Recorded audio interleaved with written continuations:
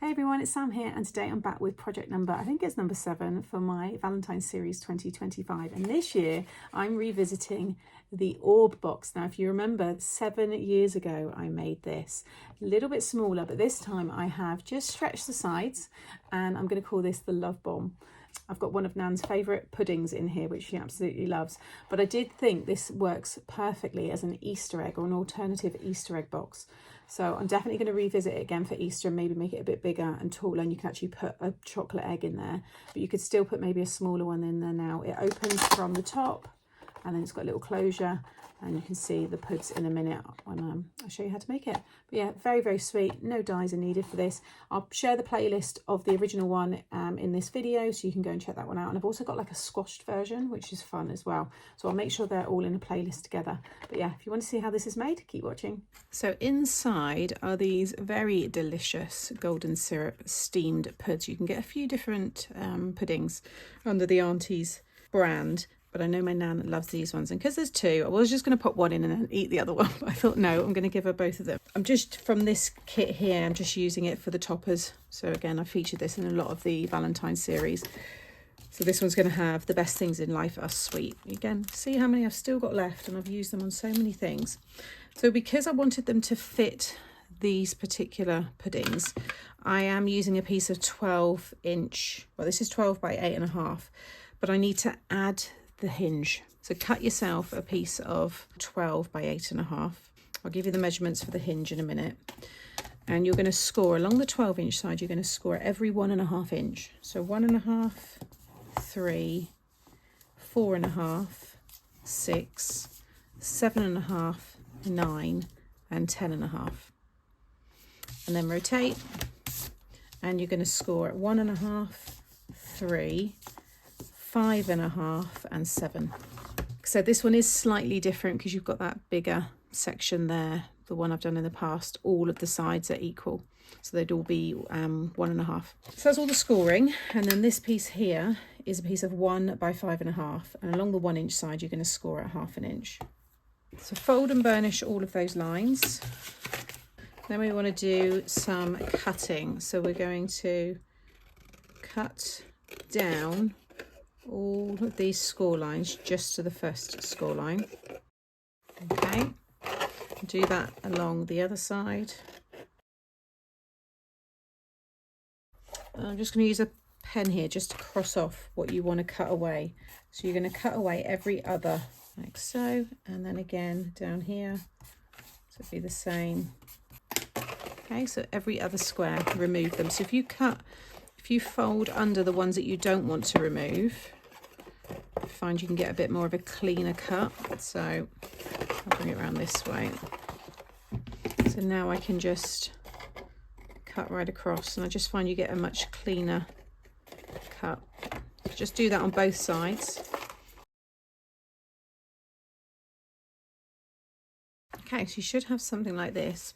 So I'm just going to run my glue all the way down that side, and you're going to sit this, just line it up just under this part here, and then we'll go over the score lines in a second. You just want to make sure that's nice and secure, nice and straight. Make sure they fold in. You might want to just take a little wedge. If they don't fold over comfortably, then just take a little wedge off the corners there, but you can see that's working fine. And then pop it back in at your scoreboard, and this time if you fold them over towards you, just so you're remembering which ones, because you might mark the wrong ones if you can't see them, pop it back in here, and every square where you haven't got this piece, you're going to mark the center of that square. So for the first one, it's going to be 3/4, just a little notch, just so you can see it. You might want to put a pencil mark there if not. Then you're going to miss a square, and then it will be at 3 3/4. Miss a square, it would be 6 3/4. Miss a square, and 9 3/4. And then go this side and just go back over, or just add the score lines. If you line it up at the 2.5, this tab here at the 2.5 marker, you want to score at 4 just to join it up there, and at 6.5. Okay, and then come back around this side. Again, fold these so they're facing you, and then if I go in, I'm going to add the tab in there, so you'll be marking at 2 3/4, which will be the middle of that square. 5 3/4 is the middle of that one. 8 3/4, and then this will be 11 3/4.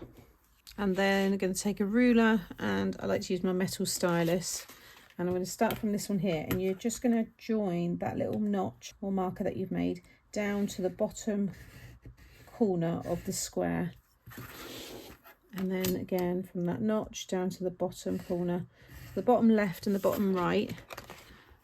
If you can see there, you basically want to be able to be that way. You're going to create valley folds, so it looks like this. So each square where you've got your notch, so where you haven't got that extra bit of card, you want to create a triangle just like that. So I'll show you another one. So again, from that notch down to, so this is down to the bottom right, and then down to the bottom left, and then again create a valley fold. So you can see already now we're starting to get that shape if you bring it in. Okay, just continue that in all of those squares. Okay, so I've done all of the scoring there, and then with your tab here, just so it sits nicely within the folds, if you cut down, I'll show you on this one rather than explain it. If you get a visual, you want to just cut, so you've got that little triangle that is now going to sit perfectly on that one there, but it's not going to create bulk over the fold, but just keep it all attached. So this side you're going to come down, so you're going from that outer point down to the opposite point, and then just remove it, just cut down that score line. Okay, so that's how your tab should look, and you'll see it's going to sit perfectly on there. So just make sure, bring that around, just make sure all your folds are valley folds, so everything is going in like so. Now we can stick it together. So a little glue on those small tabs.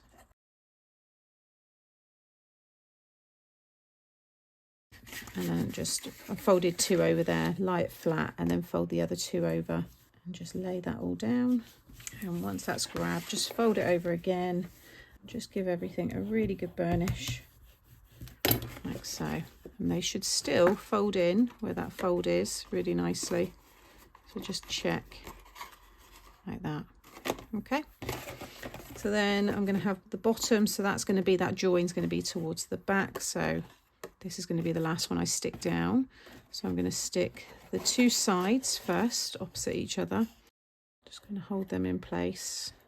Just going to flip it over just so I can apply a bit of extra pressure. Make sure all that glue's spread out. And then, like I said, where the join is. So there's my join. So that one's going to go down next. This just gives you a nice finish from the front by doing it this way. Fold that one in. Pop something underneath there, it gives you a bit more of a surface to push down on. And now this one can go down last. And then when you look at it from the front, you've got that nice continued piece of card there. And then again, flip it over and just go in there. Just make sure it's all stuck down. And now I can pop the pudding in. And again, with the kind of tapered, like thinner bottom there, it sits really well inside this, like so. And then just bring in all the rest. Now this time, because you could just seal this up completely so they rip it open. You could punch a hole through all of these in the middle and loop some ribbon, tie a knot in the end and loop it all through. So you have it hanging, which is how I did the very first one. Or you could add hook and loop, which is what I'm going to do. So I want to have, again, the front one is going to be the last one to go down. So those 2 are going to go on top of each other. So these 2, I want to add little slots. So I'm going to cut halfway and then halfway in. And then I want to do the same on the opposite side and on the opposite side of that, if that makes any sense. So if I bring it back around again, so you can see on this one I've cut on this side halfway down. On this one I've cut on the opposite side halfway down. So now you can just pop those together like so, slide them up.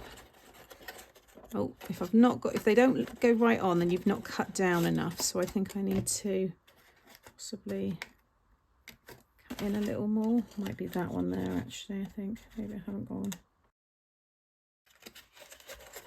That's better. You want them to be nice and flush like that. And then that one and that one. And this is the one where I want to add the hook and loop. So I've got these ones here. I'll link them in the description box. But just rest that one over there, pop the hook and loop down, and then close it up. And then just carefully prise them apart.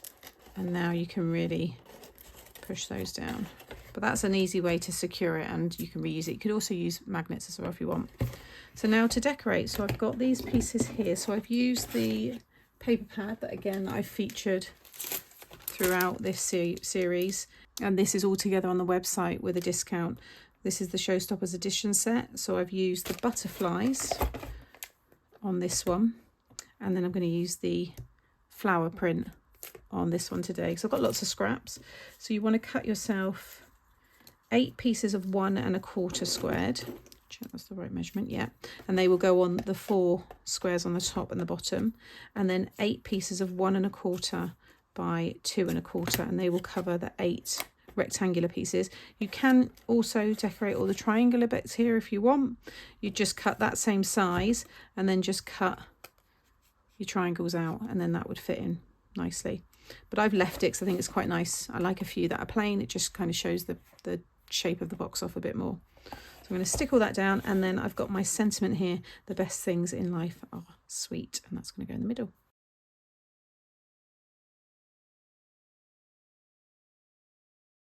And there is the finished love bomb. I think it's very, very cute. I haven't decorated the top of that one. If you did want to decorate there, then you'd need 9 pieces of the 1 1/4 squared. You can see on that one I have, but I think I'm going to leave that one plain just to break up the print a bit. Aren't they adorable? They are very, very cute. And like I said in the original video, if you add the string through, they do look nice as little tree decorations as well, because they were made for Christmas. But I think making that bit a bit longer, it looks like the Easter egg. So I think these are going to be great to do for Easter this year. But before I forget, I should put them in the basket actually, because I know you like to see when they get added in. Something like that anyway, but you can see them both. Got one there and one just here. Isn't it looking fab? Absolutely love this. So as always, thank you for watching today. All of the products that I've used you can find, like I said, over on the website page. Make sure you're subscribed to the channel so you don't miss out on any future videos, and you can watch back at all of my previous makes. Give me a thumbs up if you've enjoyed today, and drop me a comment as well, because I do enjoy reading them. Take care, and I'll see you all again soon. Bye.